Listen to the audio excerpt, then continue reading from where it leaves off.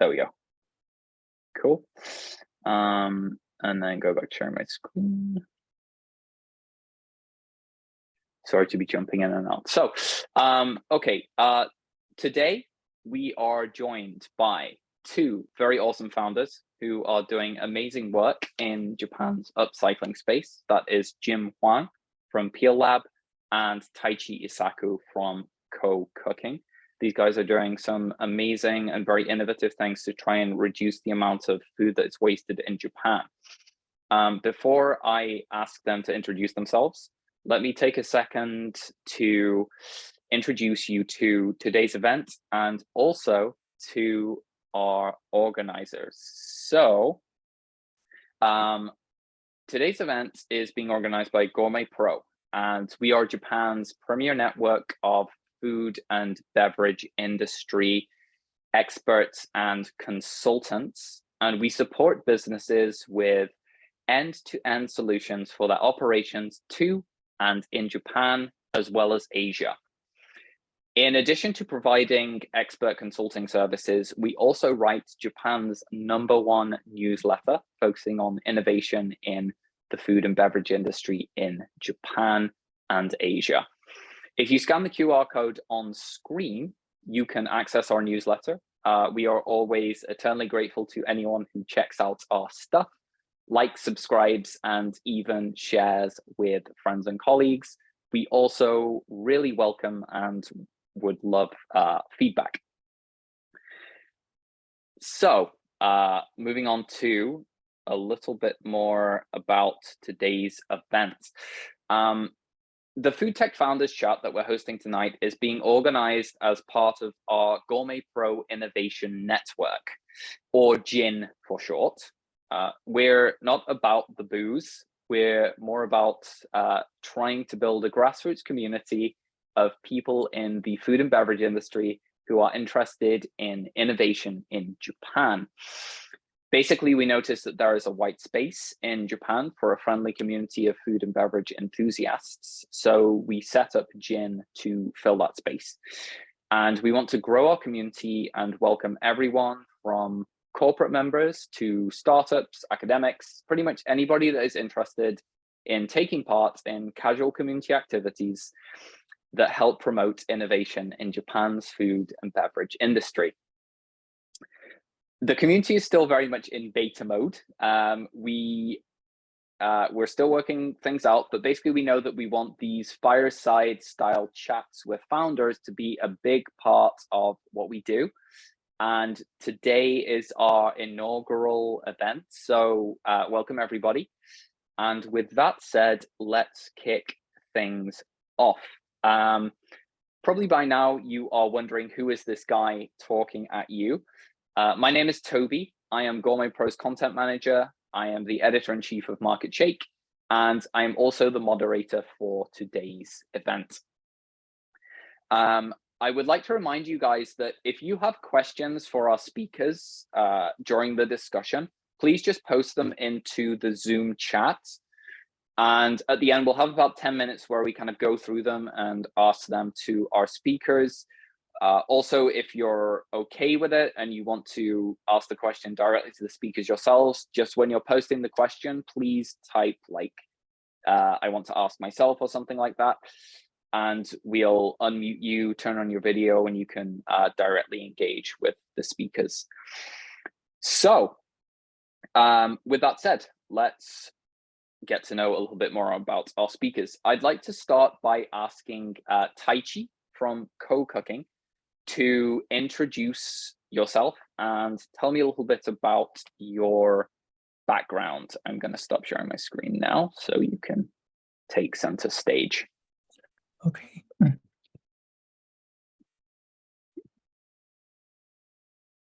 Right, so hello, my name is Taichi from CoCooking. We have a service, it's an app called Tabete, and this is, we call it a food rescue app. And we have a mission to reduce food waste here in Japan. So it's a matching platform that matches shops, bakeries, restaurants that have excess food that is about to become waste with users who are willing to rescue the food. And most of our users are from the eco-conscious sectors. So when users download our app, they join our rescue crew. So as a team, we're trying to work together to reduce food waste here in Japan. So the service itself is quite simple. At the end of the day, especially say bakeries, confectionaries, they have excess food left over at their shops that they will have to throw away once the store closes. So they'll place the information on our app, and our users will scroll through the app to see what's available. And if they see a meal that's good for them that's close by, they'll make the purchase on the app, and they'll go to the store to make the rescue. So here's an actual example from one of our bakeries that's on our app. All you have to do is go to the store and show your app screen, and they'll give you the food for that you rescued.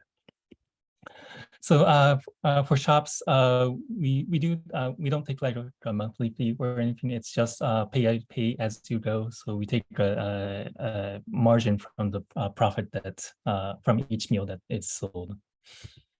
So for the shops, they'll be able to reduce costs because here in Japan, it costs per bag to throw away any garbage. So reducing food waste directly connects to reducing costs, and plus extra revenue for the shops. And also the shops get a better brand reputation as eco-friendly stores, especially because our users are looking for, say, ethical food.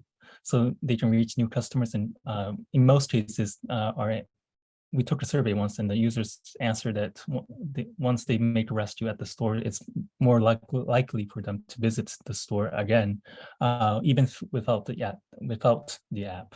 And also for the employees, it kind of is a lot of stress for them to throw out the food, to actually put the food into the garbage bin. So kind of releasing them from that task increases employee satisfaction for the stores. So this is from a survey that we took from our users. What's the primary reason that you use our app? And nearly half of the people said that they want their primary motive to use our app is to reduce food waste. So we started in April of 2018. So right now we're at 530,000 users and just around 2,200 shops. And throughout our 4 years, we rescued over 400,000 meals, which kind of roughly estimates to 200 tons of food. And right now we have a 50 to 55% matching rate. That's 1 in every 2 meals posted on our app gets rescued. And for the shops, it does work for them. So this is an actual data from one of the bakeries that's on our service. So they started using our service in November of 2021, and they saw on the first month of using our app, they saw an 87% reduction in the amount of food waste that they've been throwing out from the shops. And many major bakeries, cafes, confectionaries from Japan are starting to join our service. So we are starting to kind of brew this movement in Japan around food waste.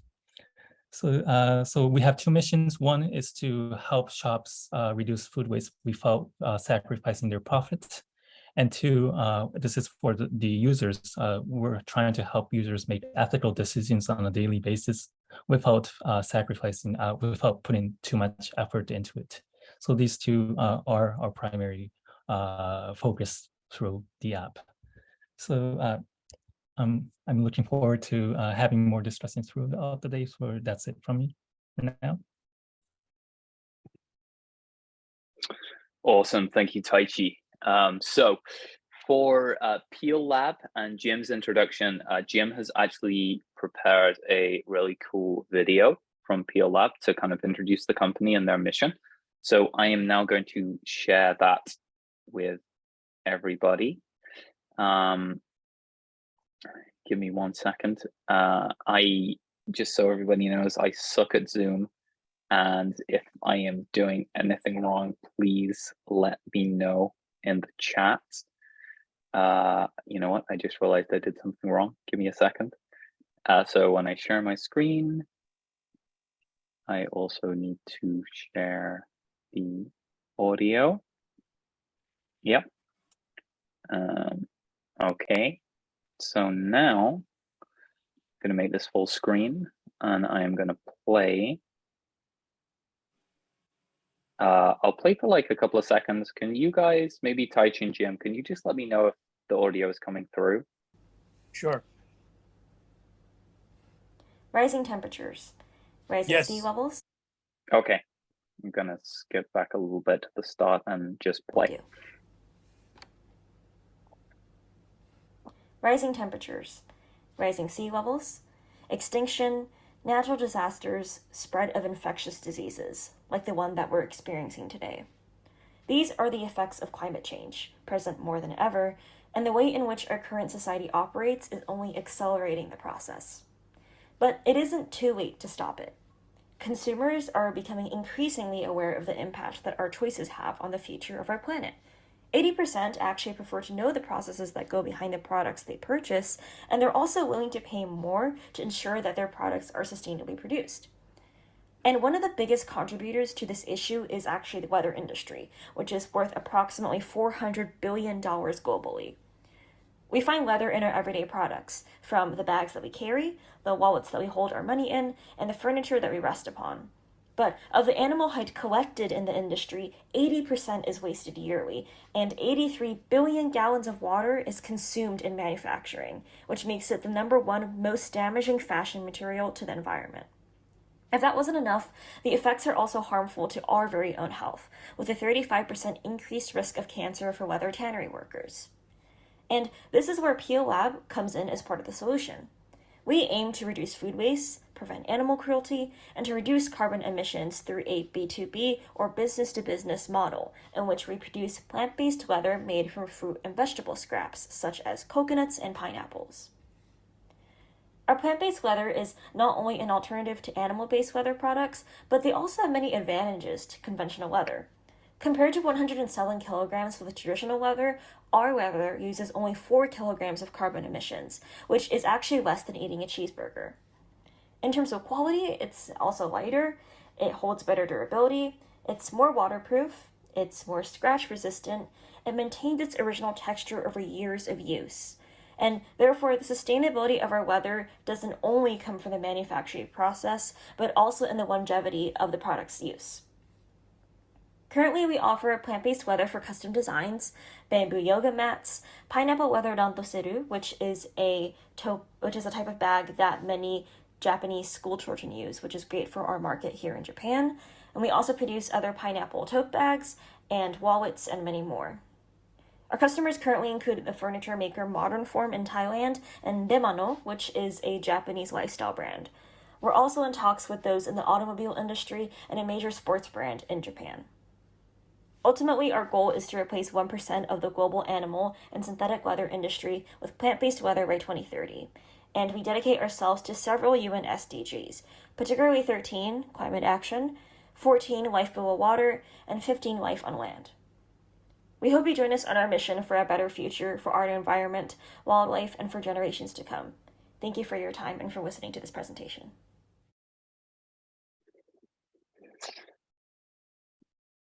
Okay.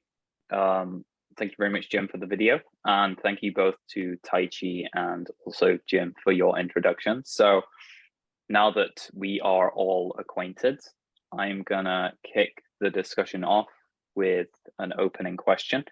And my approach to the questions today is kind of the bell curve. I'm gonna try to start off easy and maybe peak in the middle and then end with something nice and simple. Again, to the audience watching today, if you guys have any questions, please send some inspiration our way. But to start with, I'd like to ask you guys a little bit about kind of what inspired you to found your startups in Japan. Because before I started researching about kind of food waste and also upcycling in Japan, I had this image that Japan was very conscious about, you know, mottai-nai, trying to prevent as much waste as possible. So I'd like to ask both of you, like what kind of inspired you to found startups that tackle the issue of food waste by upcycling? And maybe Jim, if you could start.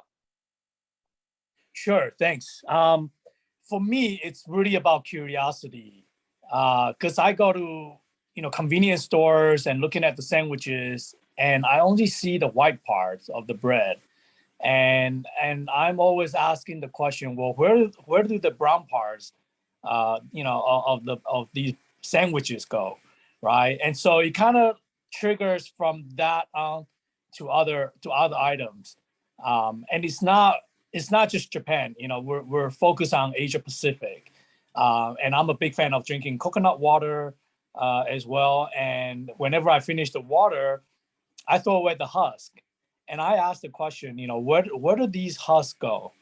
And so, it is that sort of curiosity that began the journey of looking at areas of food waste, where areas of innovation where we can combine technology with the resource that's available to us. So that's really sort of a short answer to my journey on tackling food waste in Japan and also within Asia. Thank you very much, Jim. I've never thought about what happens to the coconut husk from the coconut water. That's really interesting. So Taichi, over to you. Kind of what inspired you to found CoCooking? Right. So my background is more in the research field. I was my topic was I was researching across cultural anthropology and creative education. So for me, starting my company in 2015 was kind of a sandbox to test out my different ideas on how to kind of enhance creativity through collaborative cooking. So hence the company name CoCooking. But then at first we were doing business. We weren't a startup. We were doing small business. We were providing cooking workshops, cooking lessons. We also had a small restaurant in near the base of Mount Fuji. But then through our business, food waste did become an actual issue for us. We had like a cooking workshop. Then we've been throwing out lots of food. And also from our restaurants, we would say host a party for one of our customers, and a lot of food is left over for us to throw out. So we thought that continuing business in the food field, of food here in Japan, the way we are right now, is never going to be sustainable. So my co-founder and I talked through things and brainstormed ideas that what we can do to kind of shift our business towards a way that focuses more on sustainability, and after a lot of events, we kind of settled on the idea of this app to reduce food waste, especially at initially in the restaurant sector.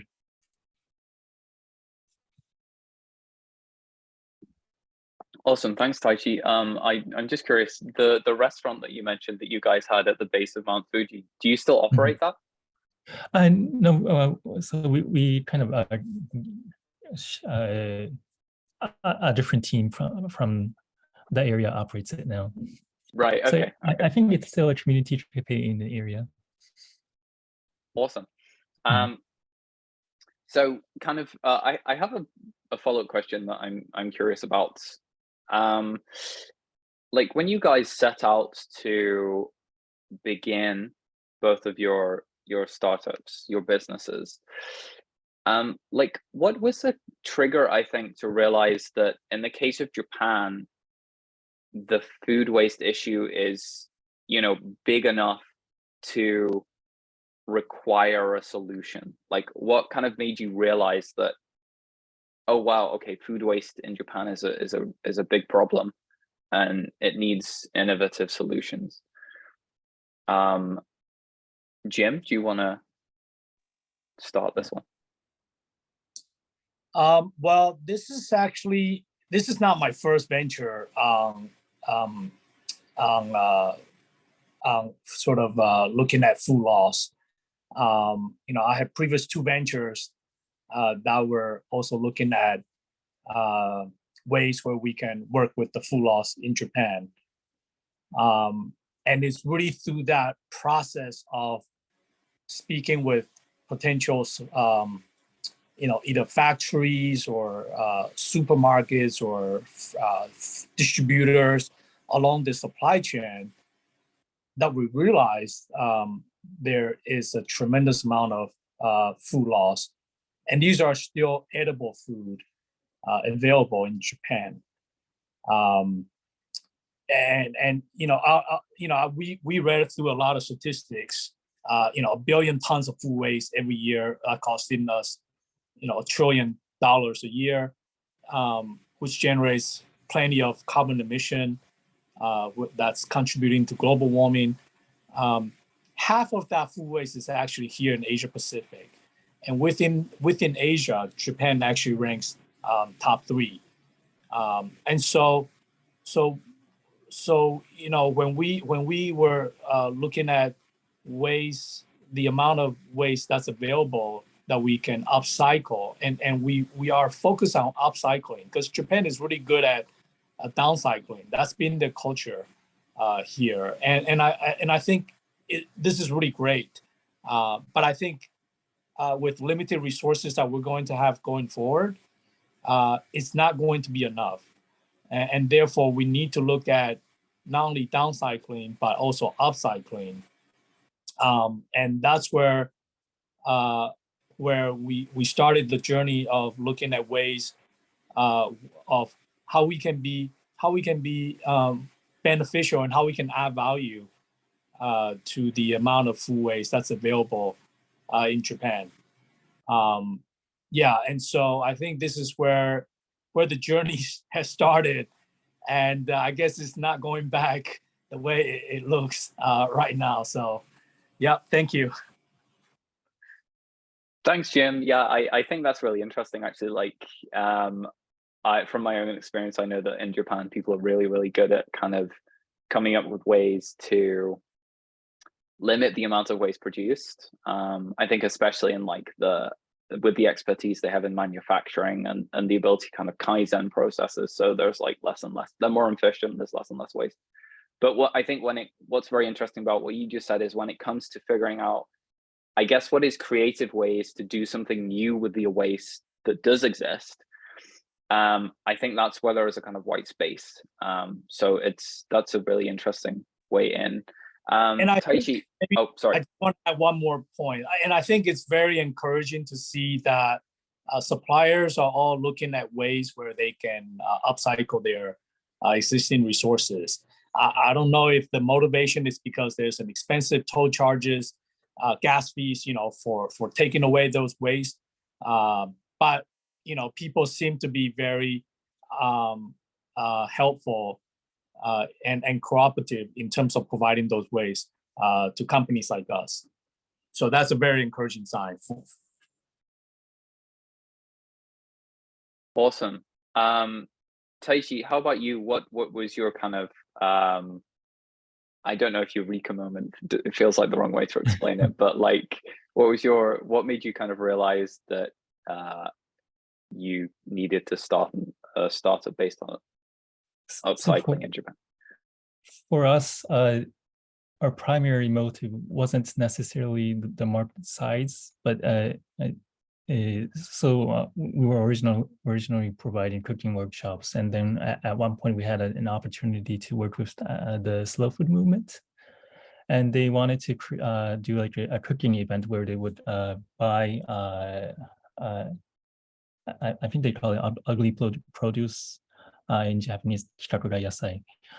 So say carrots that are going 2 ways, or radishes that are kind of red. So we bought those items and we were cooking soup with those vegetables that would have been become waste,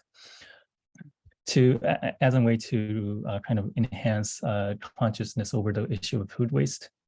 But so we've been doing this kind of event for over a year, once every month, and and then so at the event, people would kind of sympathize with us and say, "Oh yes, food waste is a big issue. We have to do something." But say we will be working all day long and say we can reach, say, like 100 or 200 people, and if we were going to change the society from the bottom up, this was going to be a long way. So from there, we realized that to make real change in the food waste issue, we would have to create a more, we would have to take a more systematic approach that's kind of fueled by the business motive. And from there, we started to look into the market size, the amount of food waste that's happening in Japan. And because my co-founder, he was, before we started our company, he was working at a large restaurant chain. He was aware that at a typical restaurant, say 3 to 10% of the food is wasted. So considering the market size of the food and beverage industry in Japan, that's over like even if we say 3%, that's 3 trillion yen of a market size. Then we see that as a big market opportunity to kind of cut that cost and put it back into the market. So from there, we started to see food waste as a kind of a business opportunity. Thanks, Taichi. Yeah, that figure is really vast. So I'd like to just kind of change track a little now. I'll kind of come back to a little questions about upcycling later, but I'm curious about your experiences of founding a startup in Japan. Like how is your experience of, I guess, the environment for founding a startup in Japan? And Taichi, if you want to start with this one.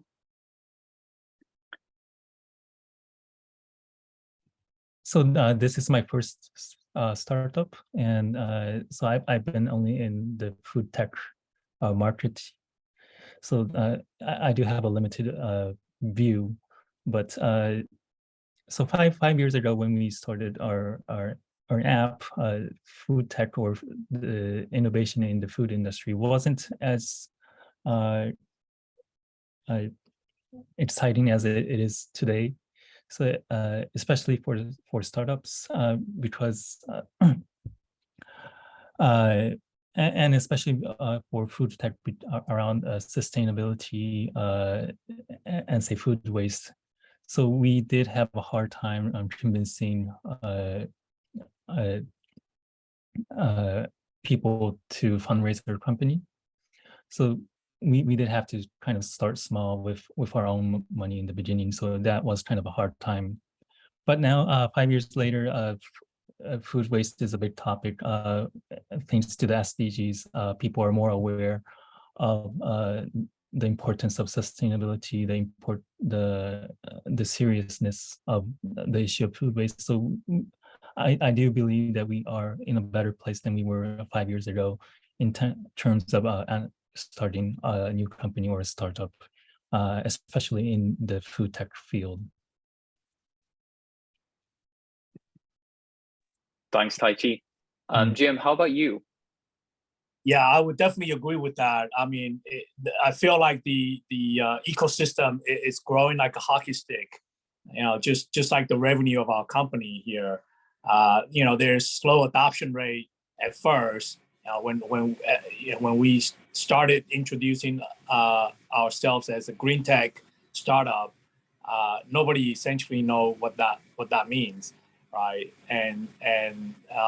But now I think with there's a lot of government incentives out there. I think the current administration is very supportive on startups.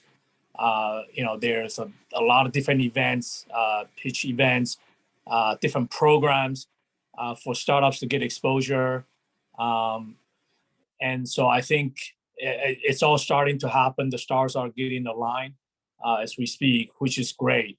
Obviously, doing business in Japan is still very different. Even if you're a startup, you think you can get away with some things that the corporates don't get away with, but I think not that might not always be the case.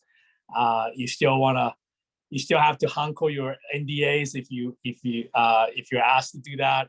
Even if we ask for a DocuSign or a cloud sign. So, but with COVID, things are happening rapidly, which is great, because they don't ask us if we have a fax number anymore, which is a good sign. And I really feel encouraged every year because there's definitely a change in the right direction, and it's making the barrier of doing business in Japan, I think it's getting lower and lower, which is great for other founders from other markets who are looking at the expansion into the Japanese market, because I think there's a lot of potential here in Japan, and because of the either the language or the cultural barrier, a lot of founders are not coming to Japan for that reason. So I'm encouraged, and I think it's growing, and I'm excited to see what's going to happen in the next 3 to 5 years here in Japan. Awesome, thanks, Jim. I think, yeah, it's pretty hard to escape the hankos. Even when DocuSign becomes a thing, I'm sure there'll be like a lingering hanko somewhere. But like on that note, thinking about the next 5 years, I'd like to ask you guys, kind of, what would you say is kind of the biggest barrier now for startups in Japan? Maybe like just to narrow down the focus, like in the upcycling space. So if you guys, I don't know, if you could rub a magic lamp and kind of ask a genie for anything to change in the next 5 years that would really help you guys, be it reach more people in Japan or kind of grow your business so that the amount of upcycling that is done really increases in Japan, like what would you hope to change? Jim, do you want to start with this one? Yeah, I would say a couple of things. We definitely need more institutional investors to come in into the space. There's a healthy pipeline of angels in Japan, which is great. But I think we need institutional VCs to come in. Compared to other markets, I think it's very active. In the West or even in Southeast Asia, there's an active set of institutional VCs are looking at this space. I think recently there might be 1 or 2 coming in, but they're focused, some of them are focused on sort of a later stage startups, which is not super, it's not super helpful, I think, at this point, because I think a lot of the startups in Japan are still fairly early. And so I think we need to have some institutional capital, whether it's the VCs or the CVCs, to come and support the community. And I think, I'm not sure if there's a current administration is thinking about giving tax breaks. I think they are doing that, tax breaks for individuals who are participating in startups, but I'm not sure if that same benefit is offered to the corporates in Japan. So I think that would be a great initiative, sort of an incentive, right? A kick in the back to do something. And I think the second one, for Japan would be sort of looking at the logistic cost, because that's pretty expensive in Japan compared to other markets. And I think if we, and I think the food laws, to some extent, they're all scattered throughout Japan. And so if we need to consolidate them, we need to have, there's great infrastructure, which is awesome, but I think the cost has has to be a bit, I think, has to be minimized, so that the economics of doing this upcycling also makes sense. Yeah, those are sort of my 2 cents on that. Thanks, Jim. Yeah, I too would love to see more active and kind of like enthusiasm from CVCs. I know there is some, but I definitely think there's room for more. Taichi, how about you? What would you like to change over the next 5 years to really help upcycling startups grow?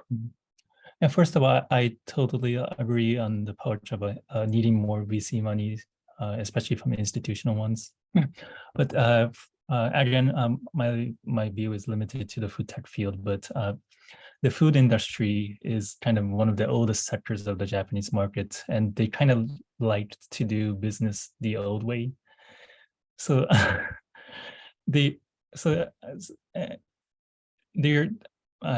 many of the companies that we talk with that have many chain restaurants, chain bakeries, they're kind of scared of digitalization. So kind of convincing that the board, the top level management of those companies is kind of the highest barriers that we have in spreading our app. So for innovation to occur, we do need these big players to join in on the movement. So if we were to change anything, kind of the way that they do business, or the power that the high level management have in these large corporations is definitely something that we need to break down. Excellent, thank you, Taichi. I'm seeing alignment between our 2 speakers on this one. So for my next question, I'd like to dig a little bit into the products that you guys make. So what's very interesting about both you, Jim, and Taichi is that the approach you take to upcycling food is quite different and very intriguing. So I'm just wondering, like,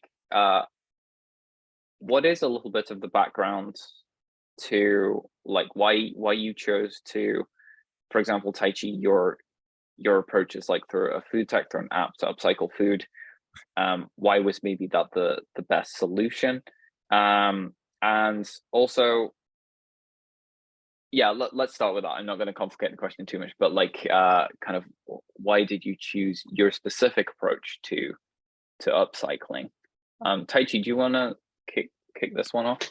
Yeah, sure. So for change to occur, especially in this food retail sector, it's kind of like a chicken and egg relationship. The consumers have to change for the market to change, and the market has to change for the consumers to change.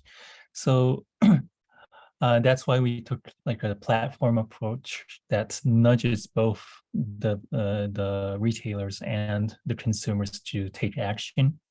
And through the mutual relationship, we believe that we can kind of build the movement from kind of both sides. And also, so we from our experience doing all the food waste cooking events, we think these actions that people take, both the businesses and the consumers, we think that they should be more effortless. So buying food and eating food, selling food is kind of something that goes on every day. So we try to cut into that process and change the way that that people sell food, or change the way that people buy food. So if at first they may be kind of doing something different for them, but after doing maybe like 5 or 6 rescues, it will become part of their habit.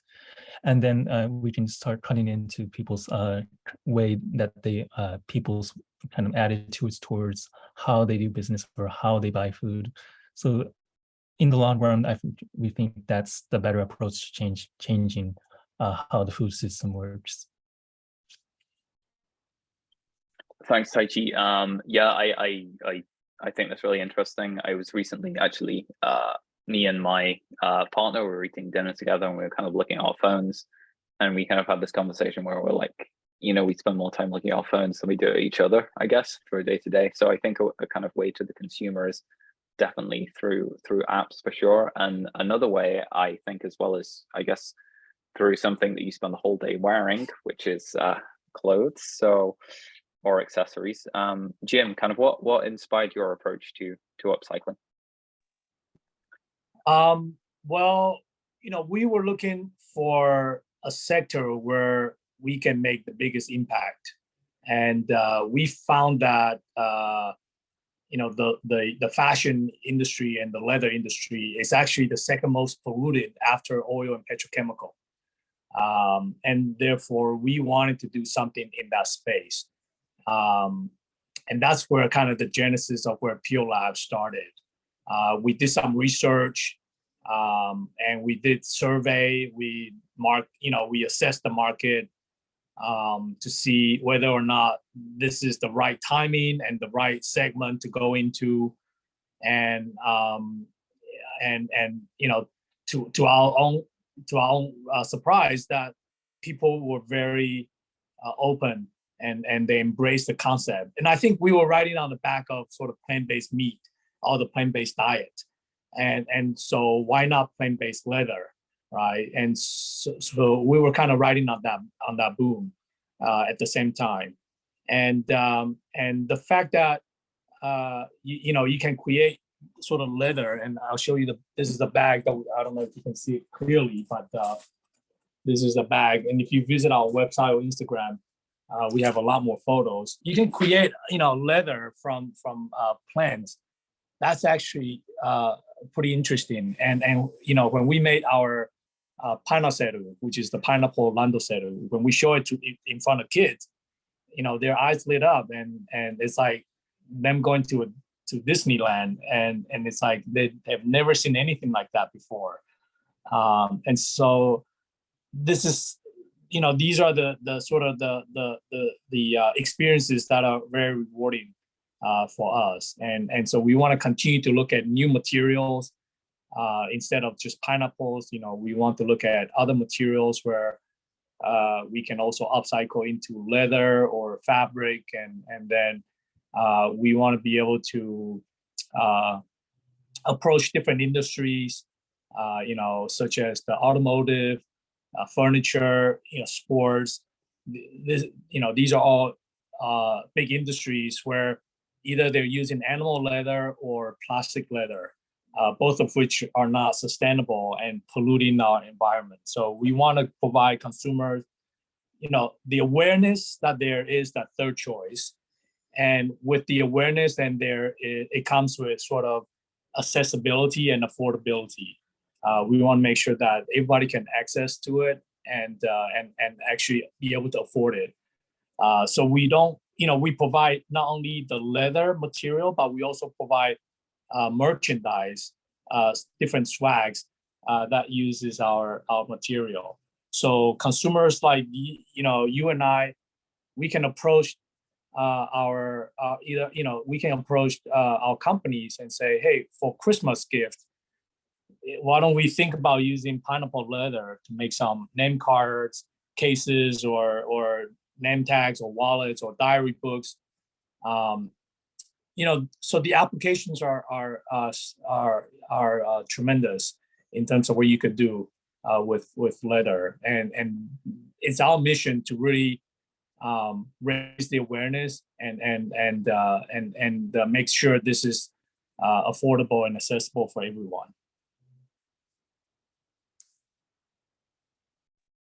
Well, thank you, Jim. I think one of the very inspiring thing about both of your businesses is how they bring such a big impact, I think, to people's kind of daily lives, and the things they interact with on a daily basis, be it the bread that they eat for breakfast, or Jim, you just gave a really awesome example, which is like those leather diaries that for any of our audience who is not familiar with Japanese companies, one of the things that they often give to their employees every year is these kind of leather bound company diaries. And it would be awesome to see like an upcycled version of that. So this leads me into a question that I have for you, and it's kind of, I think it's really important because I know that in the case of Japan, and I think the world actually, like COVID-19 was a big kind of like a nexus event, right? Where people, I think it gave people the opportunity to really think a lot, especially about our food system, because you know COVID-19 brought some like huge challenges to our food system, and I think it woke a lot of people up to the issues facing our food system in general, which maybe weren't so clear before. But thinking about that point, right? I think I know in Japan, like there was a lot of awareness raised about food waste because of some of the challenges that COVID-19 brought. But at the same time, like we can't kind of rely on these sorts of catastrophes to raise people's awareness about food waste, right? Like that's just totally unsustainable in terms of keeping consumers aware that we need to do more about food waste and solve these kind of challenges. So I'd like to ask you guys, like, what do you think is important to kind of keep up the current urgency about food waste as an issue that is at the forefront of people's minds in the future? And Jim, do you want to take this one? I think people need incentives, and I think the government also should create policies that would give people the incentives, which is very critical. There are mechanisms that we are currently doing right now to motivate corporates who would use our material, so they become carbon neutral themselves. So I think it's sort of a combination between the government policies and the private enterprises looking for ways where there would be incentive for them to make sure that they think about the environment. It's very hard for people to think about changing their behavior without the incentives. We still get a lot of people asking us, well, how is your price compared to plastic leather? And so I know they're not thinking about putting sustainability at the forefront when they're speaking with us. So we need to kind of look at a different direction and when we approach our customers. And that's why we're also looking at specific frameworks where they can, if they start to adopt the use of our leather, they become carbon neutral. So that's I think a very good incentive.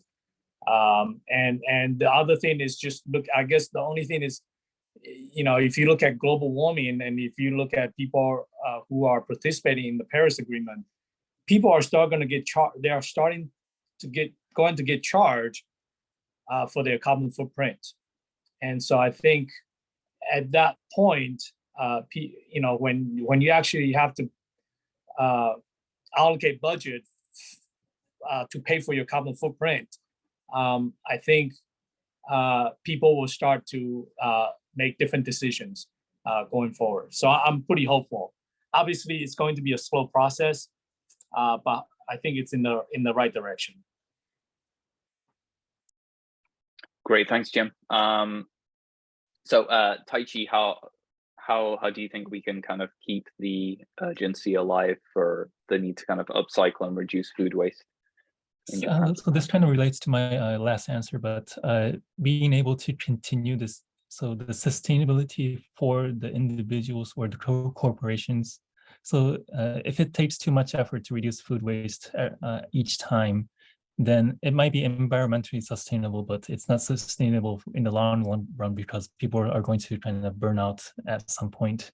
So being able to continue it on a daily basis without too much effort, putting too much effort into it, would be an important aspect of it. And then, and also, as Jin just said, motivation is quite important. So for people to continue something, to sustain something, motivation is quite important. So for our users, being economically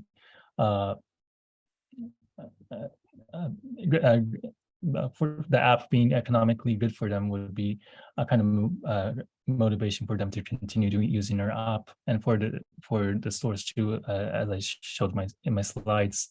There are lots of motivation for the stores too. So this kind of the how you build or design the motivation for each player in the food chain is kind of an important aspect that we need to think of in the long run. Thank you, Taichi.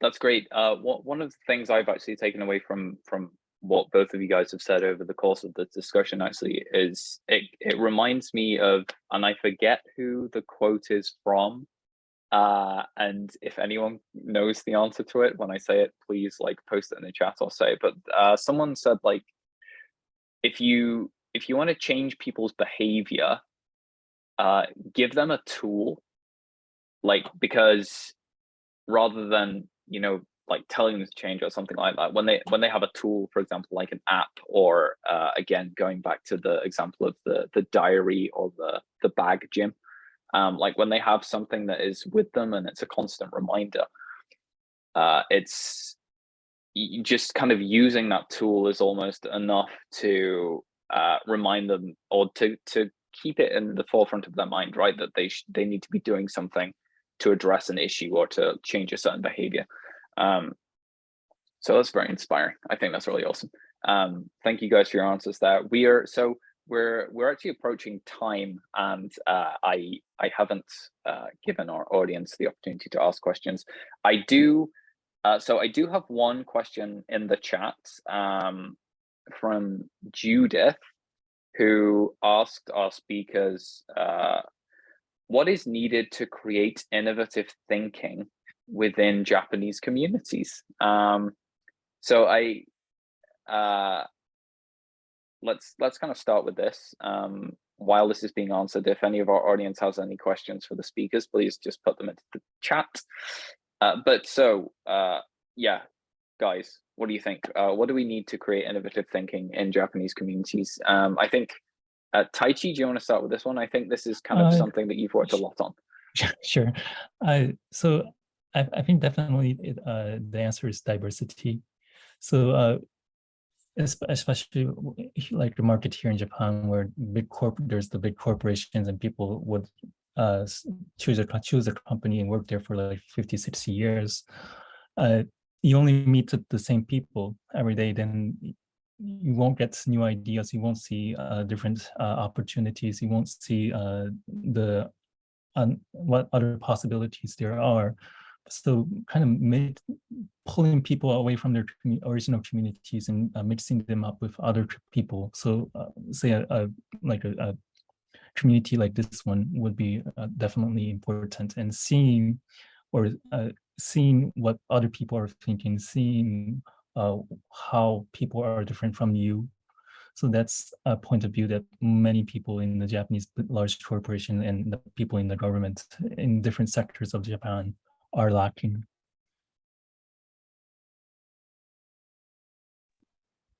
Awesome, thanks, Taichi. Yeah, I think that's really important.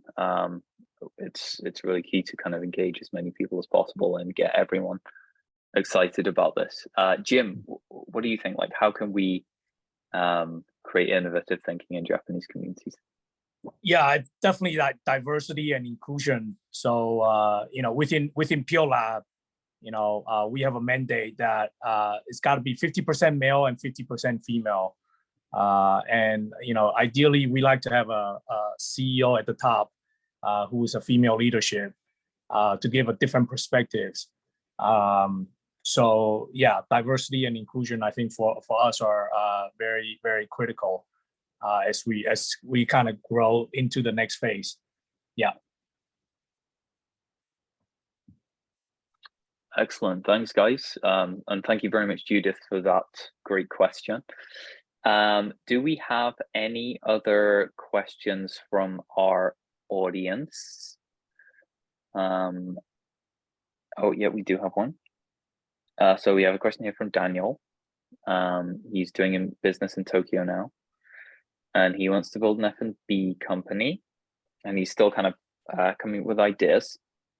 So yeah, what advice do you, this is interesting, what advice do you have to someone who wants to start their own business, start their own startup in Japan within like the food and beverage space? Like what should Daniel do? What advice would you give Daniel here? Jim, do you want to start off?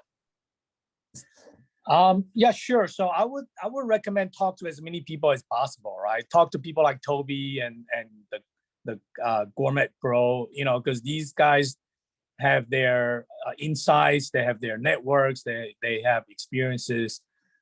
They can give you feedback on your business plan, and they can give you advice and guidance.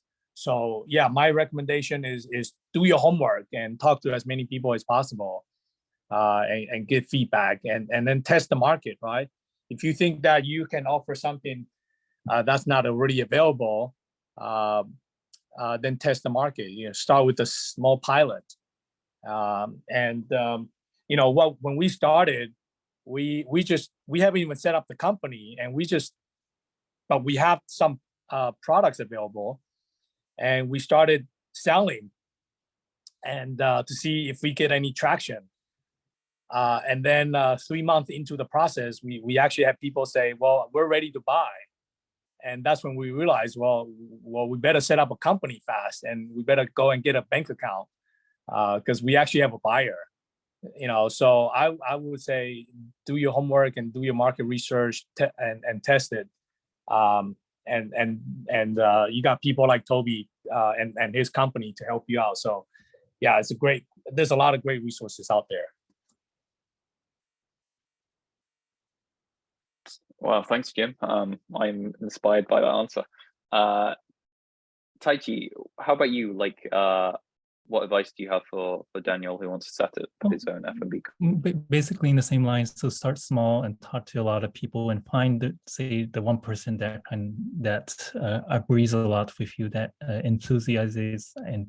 has enthusiasm in your ideas, and then listen to what they say to kind of brush up your ideas. So starting small is a big part of the startup journey. So for us too, when we had like a beta version in 2017, and we started with I think 10 stores on our apps, and so we had on our first week of running, we sold like 5 or 6 meals in total. But from there, we did build up. So starting small is very important. Thank you so much. Thanks so much, Taichi. Thanks so much, Jim. That's really inspiring. Daniel is also very thankful for that great advice. So we're kind of 3 minutes over time, and there's just one more question here that I think is a nice way to finish today's call. What advice do you guys have to our audience for reducing food waste through upcycling? Like, what would be one small tip you could kind of give everyone that they can action in their daily lives? Taichi, do you want to start? Yes, from a business point of view, again, so food waste is an issue that penetrates the whole entire food system. So if your food business is in any way related to food, there must be something that you can do to reduce food waste. So starting from there, think what you can do is the first step that you can take. And as a consumer, so half the food waste here in Japan happens at the home. So being conscious of what you buy and how you eat them is the most single most important step in reducing food waste at the home. So being conscious of what food you have, what you're paying what money you're paying for, and knowing what's in your fridge is a very important thing to do on a daily basis. And of course, if you're looking for a meal, you can always use our app too. Brilliant. Thank you very much, Taichi. Jim, how about you? Do you have any kind of closing tips for how our audience can go about reducing their food waste? I was just going to recommend the app. So awesome. Okay, great, short, sweet, beautiful. So on that note, thank you very much to both of our speakers, Jim Huang of Feel Labs and Taichi Isaku of CoCooking. It's been really enjoyable to talk with you guys today, and to listen to kind of what inspired you to find your startups, your ideas about food waste, and also being founders in Japan. And I would like to thank our audience as well for listening patiently and being so engaged. This has been a fantastic chat and a great opportunity. So yeah, thank you to everybody, and have a nice evening. We have recorded this call, and we will be sharing it, by the way, within our community and through our various communication channels from GourmetPro. Thanks, guys. Thank you, Toby. Yeah, Thanks. thank you. Guys. Thank you. Bye.